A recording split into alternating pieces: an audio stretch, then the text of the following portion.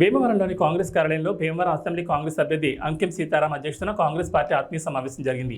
ఈ సమావేశానికి ముఖ్య అతిథిగా మాజీ ఎంపీ, సీనియర్ కాంగ్రెస్ నాయకులు Kanumuri Baparaju, AICC election observer Manoj Chauhan హాజరయ్యారు. ఈ సందర్భంగా మాట్లాడుతూ మే నెలలో జరగబోయే ఎన్నికల్లో రాష్ట్రంలో కాంగ్రెస్ పార్టీ గత ఎన్నికల కన్నా ఉత్తమ ప్రదర్శన చూపిస్తుందని, కేంద్రంలో అధికారంలోకి వస్తుందని అన్నారు. కాంగ్రెస్ పార్టీ నూతన మేనిఫెస్టోతో కర్ణాటక, తెలంగాణలో రాష్ట్రాల్లో విజయం సాధించిన విధంగానే ఆంధ్రప్రదేశ్లో కూడా ముందుకు వెళుతున్నామని అన్నారు. కాంగ్రెస్ పార్టీ అధికారంలోకి వచ్చిన తర్వాత సిపిఎస్ని రద్దు చేస్తామని, స్టీల్ ప్లాంట్ ప్రైవేటీకరణను అడ్డుకుంటామని, ఆంధ్రప్రదేశ్ రాజధాని నిర్మిస్తామని, పెండింగ్లో ఉన్న పోలవరం ప్రాజెక్టును సత్వరమే పూర్తి చేస్తామని అన్నారు.